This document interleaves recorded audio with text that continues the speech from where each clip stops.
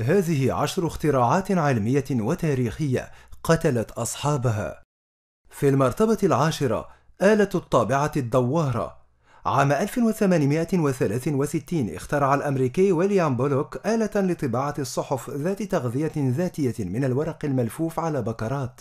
وفي اليوم الثالث من أبريل لعام 1867 سحقت هذه الماكينة قدمه عندما حاول ضبطها وتعديل بعض أجزائها. أصيب على إثرها بجرجرين لعدة أيام، ومن ثم توفي أثناء عملية جراحية لبتر ساقه المصابة. في المرتبة التاسعة، السرير ذو البكرات. عندما وصل توماس ميدغلي المخترع والكيميائي الشهير لسن 51، أعد نظاما محكما من الخيوط والبكرات حتى لا يكون عبئا على الآخرين أثناء نهوضه والقيام بأبحاثه. لكن هذه الخيوط والبكرات كانت السبب في القضاء عليه، حيث علق به أحد الخيوط فاختنق ومات. كان ذلك عام 1944. في المرتبة الثامنة، الطائرة الشراعية. كان الألماني كارك أوتو ليلينتال واحدا من أشهر رواد الطيران الذي أصبح يعرف باسم ملك الطائرة الشراعية. كان أول شخص استطاع القيام برحلات متكررة ناجحة بطائرته الشراعية. آخر طيران له كان عام 1896، وقد سقط من ارتفاع 17 مترا وكسر عموده الفقري، وتوفي في اليوم التالي من سقوطه. كانت آخر العبارات التي قالها: يجب على الإنسان بذل بعض التضحيات الصغيرة. في المرتبة السابعة، كرسي الآلام الخمسة. من حفر حفرة لأخيه وقع فيها، وهذا تماما ما حصل مع لي سيوهو مخترع كرسي الآلام الخمسة للتعذيب والإعدام، وهو عبارة عن كرسي يحتوي على مسامير في كل بقعة منه يصل عددها إلى 1300 مسمار تقريبا، يجلس عليه الضحية، ومن ثم يتم توثيقه بواسطة الأربطة والأحزمة الجلدية حتى لا يستطيع الحراك. بعدها تخترق المسامير كامل جسده حتى الذراعين وأخمص القدمين، وتوضع أثقال فوق جسم الضحية حتى تضغط عليه نحو الأسفل، ثم يترك حتى ينزف ويموت. وهذا ما حصل مع لي سي بعد اتهامه بالخيانة، فلقي مصرعه على هذا الكرسي عام 208 قبل الميلاد. في المرتبة السادسة، منطاد الهواء الساخن.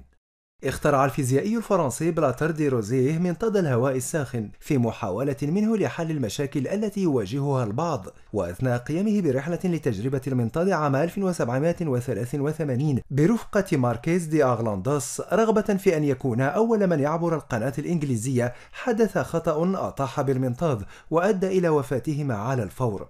في المرتبة الخامسة، سفينة التايتانيك. تعد أضخم سفينة صممت في القرن العشرين، صممها المهندس البحري توماس أندروز، والذي لقب بالبطل، وقد لقي حتفه بعد ارتطام التايتانيك بجبل جليدي عام 1912، علما بأنه كان قد اقترح إضافة 46 قارب نجاة على متنها، لكنه لم يتم تطبيق ذلك، وتم الاكتفاء ب20 قارب نجاة فقط.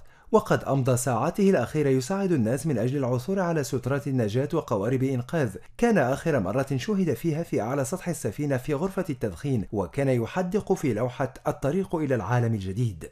في المرتبة الرابعة، السيارة الطائرة AVE ميزار. اخترعها كل من هنري سمولينسكي وهال بلاك، وقد ظن كل منهما أن من شأن هذه السيارة أن تعمل مثل الطائرة الهليكوبتر الصغيرة، ويمكن السفر بها لمسافات قصيرة تبعد عدة أميال بين المطارات المحلية.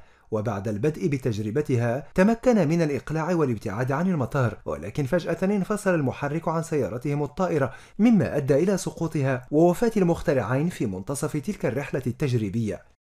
في المرتبة الثالثة، الثور البرونزي. هو جهاز تعذيب وإعدام صمم في اليونان القديمة. اخترعه بريليوس في أثينا كوسيلة جديدة لمعاقبة المجرمين. صنع الثور بالكامل من البرونز، مجوف وله مدخل من جهة واحدة. يتم إدخال المحكوم عليه في جوف الثور ويقفل عليه، وتشعل النار تحت الثور حتى يسخن المعدن ويحترق الشخص الذي بداخله حتى الموت. ويقال إنه لما فرغ بيرليوس من ثوره هذا وعرضه على الحاكم، فلم يجد الطاغية فلاريس حاكم صقلية في ذلك الوقت إلا بيرليوس النحات الذي صنع تلك الآلة ليجربها، فأمر بوضعه داخلها، ولكن بيرلوس أخرج من داخل الثور قبل أن يموت، ثم قتل بعد ذلك.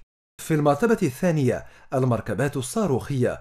كان ماكس فالر المخترع النمساوي دائما ما يرغب في تطوير إنتاج الصواريخ، إضافة إلى حلمه بالصعود إلى الفضاء. وفي العام 1927 أنشأ جمعية رواد الفضاء، وقام عام 1928 بصناعة سيارة صاروخية بسرعة 145 ميلا في الساعة. ولم يكتفي بذلك، ففي عام 1929 صنع صاروخا بسرعة 250 ميلا في الساعة. وبعدما حققت مركبته نجاحا منقطع النظير، لجأ فالير إلى اختبار صواريخ تعمل على وقود سائل، على أمل أن يختبر قريبا سفينة فضائية حقيقية تنطلق بواسطة الصواريخ. فبدأ في تجربته، ولكن انفجر فيه أحد الصواريخ عن طريق الخطأ، مما أدى إلى مقتله في العام 1930. في المرتبة الأولى، بنوك نقل الدم. اكتشف ألكسندر بوغدانوف، طبيب وفيلسوف روسي، إمكانية تجديد شباب الإنسان من خلال نقل الدم، وقرر أن يجرب ذلك بنفسه، فقام بإجراء 11 عملية لنقل الدم إلى نفسه. أصيب بعدها بعدة أمراض كالملاريا والسل، مما أدى إلى وفاته. إن أعجبك الفيديو لا تنسى الإعجاب والاشتراك في القناة. جميع الحقوق محفوظة لدى قناة هل تعلم.